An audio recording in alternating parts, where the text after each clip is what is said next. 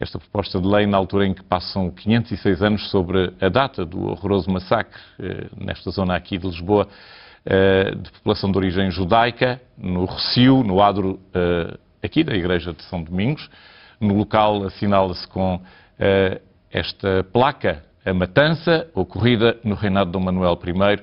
Isto foi a 19 de abril de 1506. É uma história confusa, em que se misturam obscurantismo, racismo, xenofobia, num tenebroso acontecimento relatado agora na sua dimensão histórica, numa obra de Paulo Mendes Pinto e Susana Mateus, chamada precisamente O Massacre dos Judeus. Bem-vindo, professor Mendes Pinto. Primeiro, eu conhecia esta história da literatura, o Richard Zimmler romanceou isto no Cabalista de Lisboa. Em termos históricos, há uma estimativa correta de quantas pessoas poderão ter sido mortas neste terrível dia, 19 de abril de 1506? Infelizmente, temos apenas uma escala. Estamos em 1506, a forma como se contavam as coisas era muito diferente, o peso que se dava ao número era muito diferente. Temos várias fontes, mas, no fundo, apontam para valores que andam em torno das 4.000 pessoas. Agora, esta matança ocorre, uma das razões é porque o monarca está fora, portanto a cidade está com... Estava em Abrantes, não é? Havia peste. Havia peste, exatamente. Portanto, as autoridades não estavam presentes e, portanto, durante 3 dias... literalmente a população vagueia pela cidade, matando todo o possível cripto-judeu, todo o possível cristão novo que lhe aparece à frente. Foram exortados a isto, daí aquelas imagens ali da Igreja de São Domingos, que era um convento na altura, por frades, isto talvez não seja justo dizer, mas por alguns frades dominicanos. Exatamente. O motor, o início de toda esta matança tem lugar dentro da própria Igreja. O primeiro morto deve ter sido morto ainda lá dentro mesmo, porque, enfim, Lisboa estava numa situação de peste, de uma grande seca, uma grande fome, e num dos altares laterais há um crucifixo onde supostamente aparece um brilho especial que toda a gente começa a dizer que é um milagre. Há um suposto cristão novo, talvez um cristão judeu, que incorre, enfim, na liberdade de expressão de dizer que não, se calhar é um reflexo que vem ali de um vidro. Ele terá sido morto imediatamente aí e depois, de facto, há 3 frades que vão incitar a população a matar os judeus. E tudo este espantoso acontecimento, terem ido ao Porto, que devia ser o Porto ali junto ao Cais das Colunas, portanto, exortaram também a marinhagem estrangeira a vir à cidade participar na matança, não? Nós não temos fontes que nos clarifiquem exatamente como é que isso passou, mas há descrições, de facto, uma das principais descrições é a do marinheiro alemão, de facto, e portanto há descrições de que os estrangeiros das várias naus que estavam atracadas são exortados a juntar-se a essa matança. Sim, sim. E arderam fogueiras durante 3 dias, diz-se aqui. O que as crónicas nos dizem é que arderam fogueiras durante 3 dias. Só ao fim de 3 dias é que as autoridades régias entram na cidade e tomam conta de uma cidade que estaria... Há um elemento de redenção, se é que é possível haver redenção num caso destes, das autoridades régias, portanto, de Dom Manuel, que instaura um processo aos causadores do massacre, aos instigadores. Não só. Dom Manuel, num primeiro momento, toma a questão com um punho férreo, de uma forma, podemos dizer, mesmo vingativa. De facto, os frades que estão implicados de forma mais direta são identificados e são mortos. A própria Ordem de São Domingos tem alguns problemas durante os primeiros 4, 5 anos. Isso não é paradoxal, uma vez que o rei era casado com uma filha dos reis católicos? Exatamente. Mas deixe-me terminar. A cidade de Lisboa vai ser também castigada. E ao fim de 2 anos, por influência da rainha, de facto, essas punições começam a ser levantadas e, portanto, quer à cidade de Lisboa, quer aos dominicanos, a situação volta a ser normalizada. O rei tinha, manifestamente naquela época, algumas dependências, talvez, financeiras, de personalidades judias importantes em Portugal. Sim. Comerciantes, Sim. banqueiros.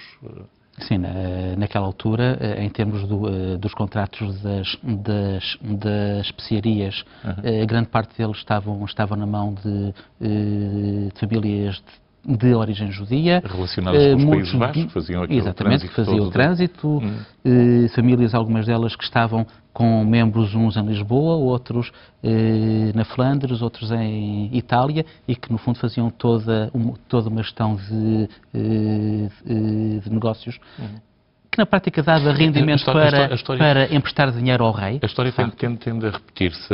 Novamente, no período nazi, um dos motores foi de facto um sentimento de inveja, ressentimento, chamemos-lhe o que quisermos, da comunidade judaica mais abastada. Portanto, por ser exatamente comerciante, por ser bem colocado, o que também não é verdade, porque na maior parte dos casos não é assim. Exatamente. Há um grupo de ideias feitas que se vão consolidando ao longo dos séculos e que assentam na questão económica, assentam também no facto de muitos judeus serem médicos e, portanto, lidarem com questões que a maioria dos cristãos achavam que eram impuras, lidar, no fundo, com o corpo, com o sangue. Mas, acima de tudo, eu acho que há um preconceito muito grande, não apenas pela ideia teológica, a suposta ideia teológica de terem morto Cristo. De não só não terem aceito, como terem morto Cristo, mas acima de tudo porque quando nós olhamos para as comunidades judaicas, nós temos que ter em conta algo que para nós, para o caso português, eu acho que é muito forte.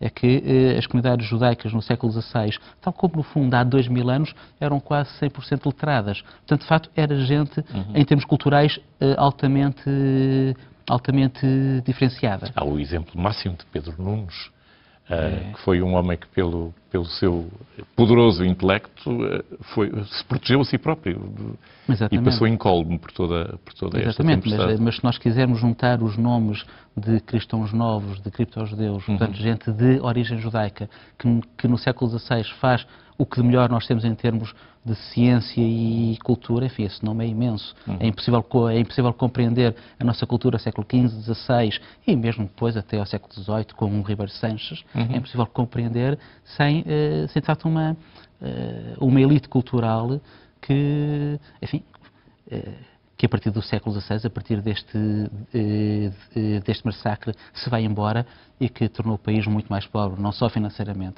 Essa questão é importante, mas acima de tudo em termos de vivência do mundo, de compreensão do mundo, de ferramentas mentais de pensamento, seja cultural, seja científico. Esta proposta do Partido Socialista de dar a nacionalidade à comunidade sefardita que obviamente que entrou em plena diáspora neste século XVI, devido exatamente a estes acontecimentos.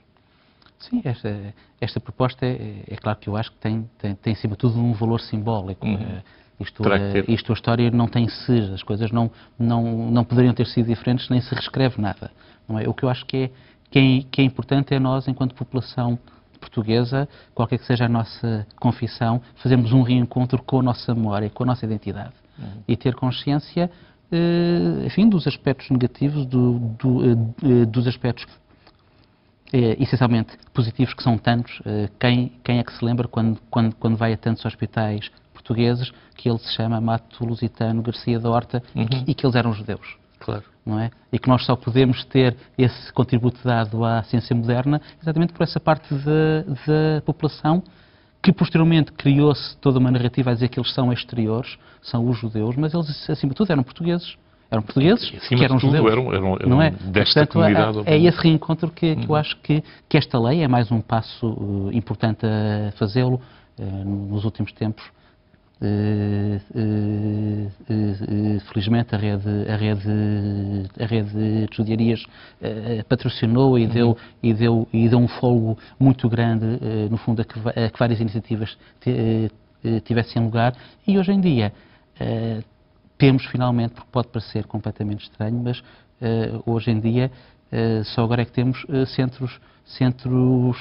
de investigação, académicos, gente de cultura, a trabalhar esta questão Nomeadamente aquele onde que é o senhor fundamental. Trabalha também. Exatamente. Antissemitismo ainda é um problema hoje? Nós há certas questões para as quais tendemos a olhar do ângulo do politicamente correto. E, de facto, hoje em Portugal, as questões que têm a ver com intolerância religiosa, com racismo, com xenofobia, enfim, são questões que habitualmente não estão em cima da mesa e nós até criamos uma imagem de um país altamente tolerante, uma sociedade que convive com o outro, de facto. Agora, que nós constantemente nos cruzamos, por exemplo, com uma realidade que a pouco tem estado a mudar, mas mesmo assim não está bem trabalhada, que é, vamos a um manual escolar e o espaço que é dado, quer à herança islâmica, quer à herança judaica, nos manuais escolares, é muito pouco. Não é suficiente, eu diria que não é proporcional à importância. Exatamente, não é nada proporcional e, portanto, todo este trabalho, quer simbólico e cívico, quer académico, eu acho que tem todo o sentido, não como usar a história como um tribunal. O que aconteceu. Gostemos ou não gostemos, não há nada a fazer. A teoria do presentismo não pode ser exercida. Mas temos é que, no fundo, conhecer as nossas raízes, conhecer a nossa identidade e conviver bem com isso. Paulo Mendes Pinto, muito obrigado por ter vindo a este Jornal das 9. E se me dá licença, para quem nos segue, vou pedir que ponham a capa do seu livro, do seu e da Susana Bastos Mateus, Massacre dos Judeus,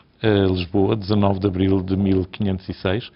É um livro surpreendentemente fácil de ler, é pequeno, lê-se num instante, é uma edição da Alteia Editores, está um pouco por todo lado e seguramente que, lendo, ficamos a conhecer bastante mais daquilo que nós somos hoje também, daquilo que fizemos. Muito obrigado por tê-lo aqui. Curto intervalo e voltamos com o nosso Frente a Frente, vamos falar